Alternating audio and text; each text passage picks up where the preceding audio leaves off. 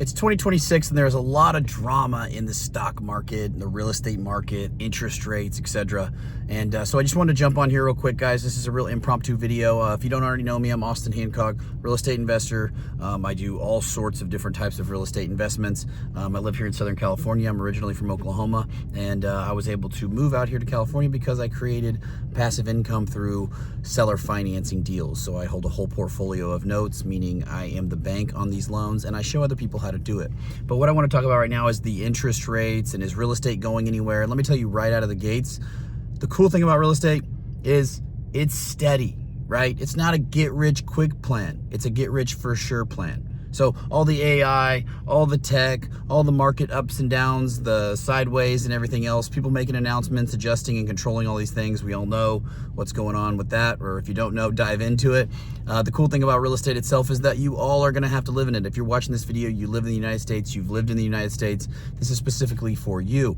And so if you think about it like this, everybody lays their head down in a piece of real estate, whether they rent an apartment, whether they rent a house, whether they sleep at their parents' house, you know, or unfortunately there are some people that sleep in the streets, but you're probably not watching this YouTube video and learn how to do things in real estate. So, you know, or you own your house, or you own your house outright, or you have a mortgage. And so that being said, real estate is very stable, it's consistent, and that's what I love about it. And so regardless of where things go in the economic climate, it is always needed. And so holding, even if it's not all of your portfolio or all of your money in real estate assets, but a portion or at least 50% into real estate assets the correct way will hedge you from having mistakes, right? Because it's real, it can't go anywhere. Even if there's loans on it, even in 2008, the properties themselves didn't go anywhere, right? And that was all because of underwritten loans that were way too easy to get for people, right? They were giving freaking strippers 3 houses that were making, you know, $50,000 a year. So that being said, the best thing about real estate is it is stable, it is real, it is there. And so if you understand it, and if you're gonna live in it, right? If you're gonna live in a piece of property yourself, or you're going to lease one and you wanna one day own one, I would challenge you to start diving in and educating yourself on how to do that. And at least educate yourself on what is a mortgage? Right? What is the difference between owning a house via myself, meaning me getting a traditional mortgage, or me owning it with my business and then using it as a tool to make more money, right? We've all heard the term good debt, bad debt, right? Consumer debt, bad debt, buying assets that pay you good debt, okay? So if I were to, let's put it into more construction experience terms, because I'm just a blue collar dude that grew up doing construction after I got out of the Marine Corps.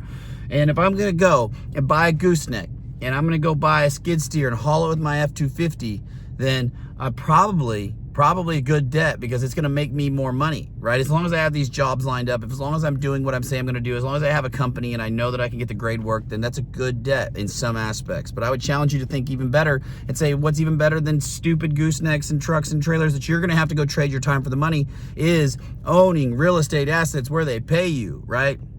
So whether you start with single family, which I did and I still love because there's so many strategies most people don't teach you. One being seller financing, meaning you can become the bank, and not just seller financing on the buy side. You guys probably seen all the stuff out there about seller financing, sub 2 guys and all this crap out here on YouTube land. But what I'm not talking about is seller financing on the buy side, which I've done many of. There's so many strategies to buy on the buy side, and I will buy, but I buy with different terms that I'm going to sell. I sell by carrying these loans, by carrying these properties either through a contract for deed or a land contract or a lease option, okay? And I teach people how to do the exact same thing, because what happens is this is true net cash flow. And what do we need at the beginning or most of the time? We want cash flow. Like most of the downside to other investments is they don't spit out any cash flow unless they give you dividends, right?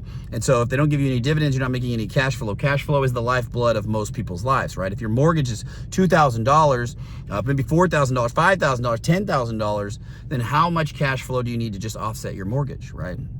And so in doing specific types of real estate, right? And then you could flip something, right? Flip a property if you do it correctly. Maybe you don't want to dive into any of that, but understanding real estate in general is super important. I just want to jump in on here because of the market fluctuations and all the things that people hear, interest rates, that the market's going to crash, it's ups and downs, it's whizzy, wise, it's sideways, whatever. The reality is that real estate is pretty damn stable, and that's the coolest part about it. If you guys want to go and build a portfolio of real estate, have a good portion of your assets and your wealth placed in real estate, and then you want to go off and do some more risky strategies, then go for it. You know, those may make you rich, those may make you super rich, But these ones over here, these stable ones, they're always nice. And real estate's boring, right? Once you learn it, once you understand the concepts, once you dive into it, it can be fairly boring, right? Buy the deal right. If you have to add value, add value. Make sure you have appreciation. Make sure you have equity into the deal. Make sure it cash flows. Write off things, get tax deductions. The beauty of real estate, you know what's cool about owning boring real estate is that I get to live my life, right? And do other things that are adventurous. I don't need my business to be so hostile, so stressful that that's the thing that gets me the excitement or gives me fucking cancer, right? And so I love real estate being boring. You know, you want to go day trade, also go do it. You want to go freaking start a hot dog business, go do it. You want to go do whatever, right? But real estate's always going to be there. And so if you own your own property now, or if you own a little bit of property now, then think about the compounding effect of doing it correctly. A lot of the people that I've educated and worked with in my communities, you know, they'll have a handful of properties, and we'll dive into how they bought them. They'll buy them retail. They won't have much equity other than the money they put down in them. And then when the market shifts a little bit, because we're in 2026, it's February, market shifted down a little bit. So people in Austin, Texas, some people in other markets, Florida is like, oh, dang, it's not worth what it thought it was going to be worth. Yeah, that's just real estate in general. And they're like, we don't cash flow anymore. I'm like, that's because you bought the properties wrong and you're into the deals wrong. You just need to pivot. You don't need to throw real estate in general out. You just don't understand how to do it correctly. Okay, so I appreciate you guys on this video. If you like this video, make sure you like it. If you have any comments, concerns, things, leave the comments. And as always, we'll see you on the other side.